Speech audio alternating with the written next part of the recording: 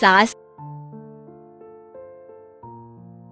सास नंबरी बहू 10 नंबरी। पूरे घर में मालती देवी का हुक्म चलता था। अपनी बड़ी बहू को वो टीवी के रिमोट की तरह कंट्रोल करती थी। चलो देर हो रही है, 12 बजे से पहले लड़की वालों के यहाँ पहुँचना है। हाँ हाँ चलती हूँ। मैं तो भगवान से बस ये दुआ कर रही हूँ कि जिस तरह मेरी बड़ी बहू मेरी मुट्ठी में है, उसी तरह मेरी छोटी बहू भी मेरे इशारे पे नाचे। अरे भगवान, भला इस घर में किसकी हिम्मत है जो तुम्हारे खिलाफ जाने की हिमाकत करे। इस तरह मालती देवी अपने छोटे बेटे की भी शादी कर देती हैं। मालती की छोटी बहू फैशन डिजाइनर का कोर्स करके आई थी। उसका सपना था कि शादी के बाद वो अपना खुद का बुटीक खोले। एक दिन, क्या बात है छोटी, तू तो एक से बढ़कर एक डिजाइन बना लेती है। इसमें कौन सी बड़ी बात है दीदी, आप चाहे तो मैं आपको भी सिखा सकती हूँ। हाँ, फिर हम दोनों मिलकर एक बुटीक खोल लेंगे।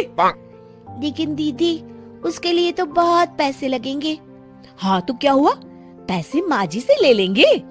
हाँ हाँ, मेरे पास तो पैसों का पेड़ है ना, तोड़ के तुम दोनों को दे दूंगी। मेरी एक बात अच्छी तरह समझ लो, मैं तुम दोनों को एक ढेला भी नहीं देने वाली। बड़ी आई बुटीक खोलने वाली। ये आप क्या कह रही हैं माँ जी? आप हमारी मदद नहीं करेंगी तो कौन करेगा? अरे अगर बुटीक खोलने का इतना ही शौक है तो अपने माँ बाप से पैसे क्यों नहीं मांग लेती? मेरे पैसों पर क्यों आंख गड़ाए बैठी हो तुम दोनों? इस तरह अपने इरादे स्पष्ट करके मालती देवी वहाँ से चली जाती है। अरे ये क्या दीदी, माँ जी तो साफ मुकर गई। अब हम क्या करेंगे? तू चिंता मत कर, बुटीक तो खुल के ही रहेगा। कहते हैं कि घी जब सीधी उंगली से नहीं निकलता तो उसे उंगली टेढ़ी करके निकालना चाहिए। माँ जी अपने आप को समझती क्या है?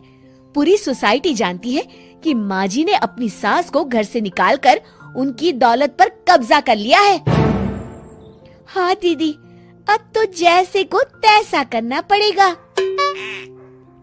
फिर दोनों बहुएं मिलकर एक साजिश रचती हैं। एक दिन, अरे नालायक, जरा ठीक तरह से पैर दबा, बिल्कुल मजा नहीं आ रहा। खाने पीने में तो कोई कसर नहीं छोड़ती। तभी वहाँ बड़ी बहू हाथ में एक फॉर्म लेकर आती है। माँ जी, आपके लिए एक खुशखबरी है। सरकार सभी बुजुर्गों को हर महीने 10,000 रुपये पेंशन देने वाली है। अरे ये क्या कह रही है तू? क्या सच में मुझे हर महीने घर बैठे 10,000 रुपये मिलेंगे? हाँ माँ जी, दीदी सच कह रही है। कल टीवी न्यूज में इस बारे में बता रहे थे। बस आप ये फॉर्म पढ़ के इसे भर दीजिए और अपने दस्तखत कर दीजिए। मैं इन्हें ले जाकर जमा करवा देती हूँ। अरे नालायक, बड़ी कामचोर है तू। इस बुढ़ापे में कहाँ तुम मुझसे फार्म भरवा रही है? खुद ही भर ले, मैं दस्तखत कर देती हूँ। ठीक है माँ जी।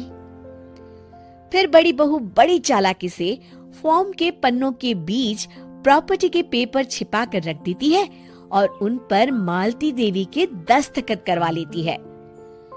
कुछ दिनों के बाद मालती देवी अपने पति के साथ 2 दिनों के लिए अपने एक रिश्तेदार के यहाँ जाती है। दूसरी तरफ दोनों बहुएं पूरे घर पर अपना कब्जा कर लेती हैं। मालती देवी जब अपने रिश्तेदार के यहाँ से लौटती हैं, तब अपने कमरे में ताला लगा देख आग बबूला हो जाती है। अरे नालायको, मेरे कमरे में इतना बड़ा ताला किसने लगाया है? माँ जी, ये कमरा तो मैंने अपने बेटे रोहन को दे दिया है और आज से आप बाहर कोने में जो छोटा कमरा बना है ना, वहाँ रहेंगी। अच्छा, मैं उस सड़ेले कमरे में रहूंगी है? तेरी ये कहने की हिम्मत भी कैसे हुई? और मेरी इजाजत के बिना मेरा कमरा देने वाली तू होती कौन है? लगता है तू भूल गई, इस घर की मालकिन मैं हूँ। तभी वहाँ छोटी बहू आती है। अरे माँ जी, आप इस घर की मालकिन नहीं है। अब इस घर की नई मालकिन हम दोनों बहुएं हैं। ये देखिए, इन प्रॉपर्टी के पेपर पर आप ही के दस्तखत है। अरे भाग्यवान, ये तुमने क्या कर दिया? दस्तखत करने से पहले एक बार ठीक से पढ़ तो लेती। अरे लेकिन मेरी बहुएं मेरे साथ ऐसा कैसे कर सकती है? अरे तो इसमें कौन सी अचरज की बात है? तुमने भी तो अपनी सास को घर से बाहर निकाल दिया था। टूटा फूटा ही सही, शुक्र करो कि इन दोनों ने कम से कम हमें रहने के लिए कमरा तो दिया। तुमने तो अपनी सास को वो भी नहीं दिया था।